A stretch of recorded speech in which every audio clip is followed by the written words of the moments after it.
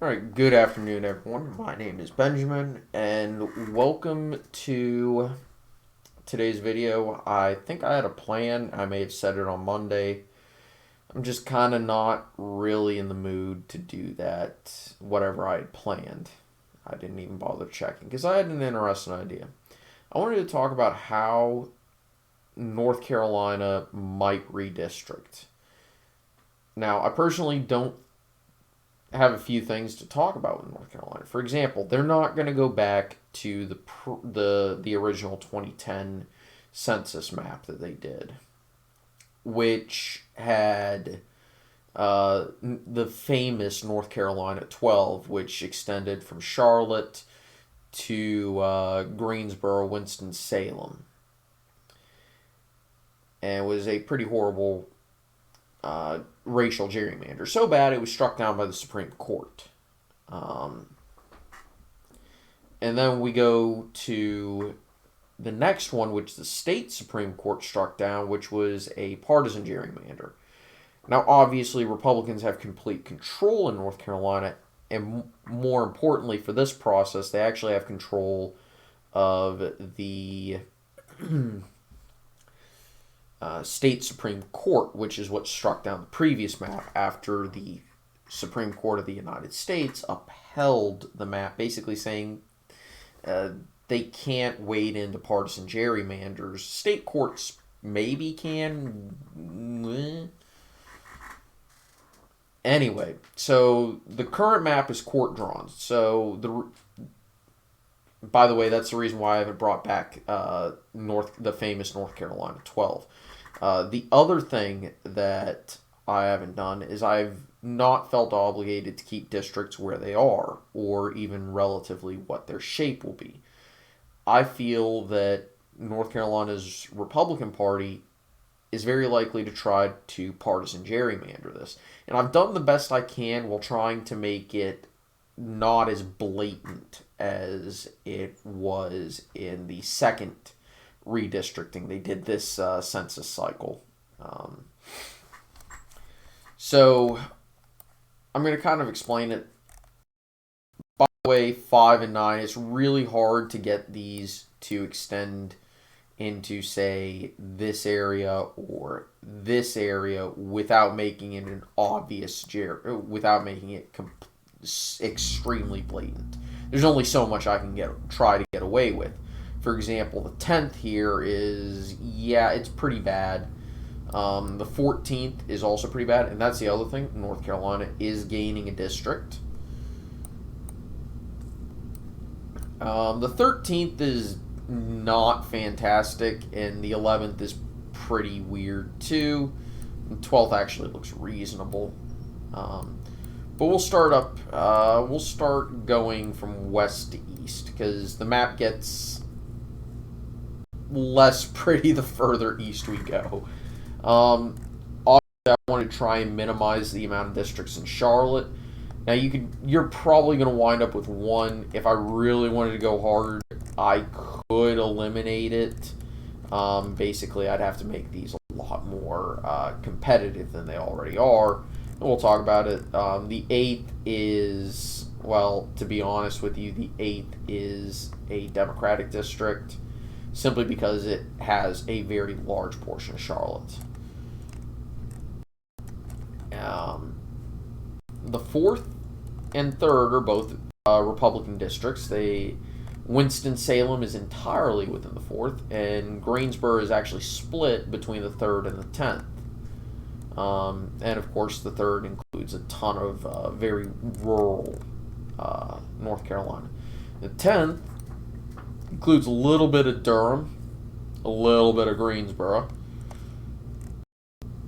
avoids Chapel Hill, cuts its way down to Pittsburgh, scoots around I think this is actually a lake here,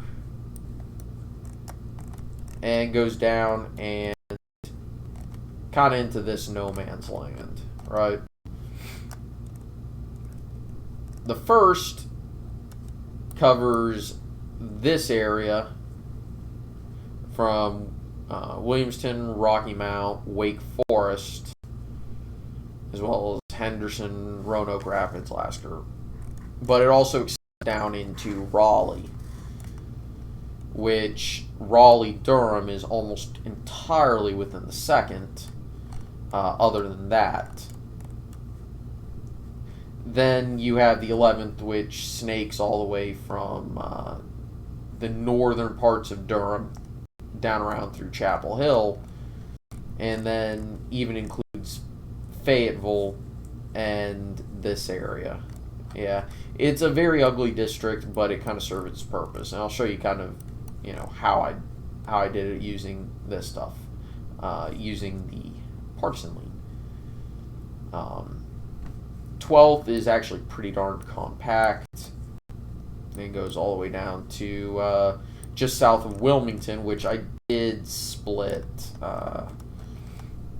13th, Wilmington is to Guildsboro, along with a few other places, and then the Outer Banks are still in their own district.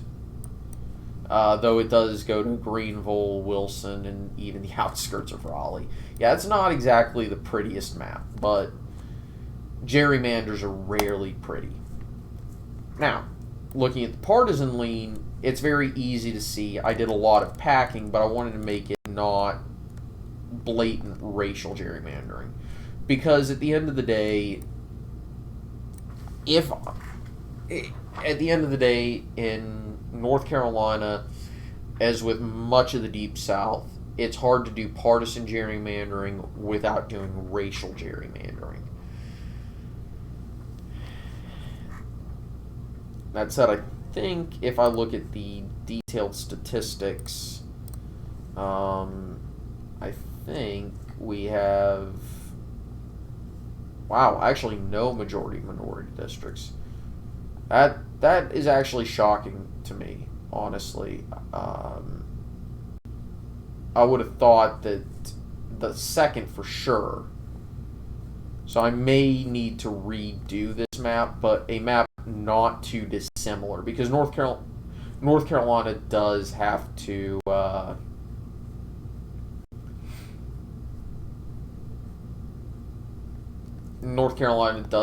actually draw a majority-minority district if they can. So, and it gets really weird because one time the North Carolina 12th, or what would become the North Carolina 12th, which kind of did this thing going from here all the way into Durham. So Charlotte to Greensboro to Durham. Yeah, that was actually a district in North Carolina. Yeah, that was actually allowed in the case Shaw v. Reno. But apparently now that's not allowed. Yeah. But if we change it and go to, you know, all minority groups, we can see, yeah, this is Cherokee, obvious,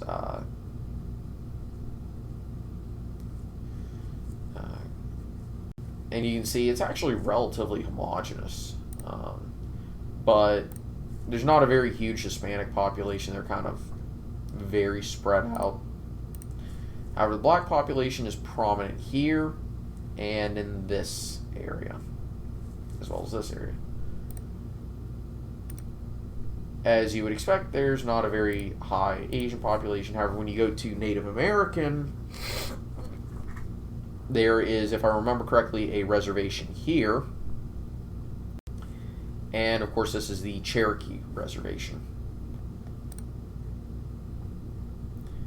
And, well, obviously there are not many Pacific Islanders. And if you look at the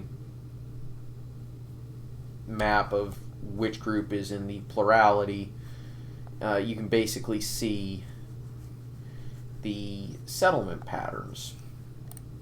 It's actually very interesting. But if you switch it back to partisan lean, which is what I drew the map with, it becomes a little bit better. Now we're going to take that off and put on the partisan lean of the districts. Personally, I think I can probably get a 12-2 map without it constituting a racial gerrymander. However, it's far easier to get a 12-2 map while doing it in a racial manner, which is, of course, unconstitutional and violates the Voting Rights Act and a bunch of other things. By the way, this map probably does violate the Voting Rights Act, but litigation will take a very long time. So actually, North Carolina could go a bit more insidious and probably get away with it for the midterms. By the time you reach the 24 cycle, the litigation will probably be over. And they'll have to redraw their map, but they'll have more data to do so. And that will make them create an even more favorable map for the North Carolina Republican Party. Obviously, we'll see how things go moving forward, but that's kind of how I expect North Carolina's redistricting to go, which is basically they're going to try and minimize the districts out of Charlotte, and they're going to try to get only one, maybe two districts in this area.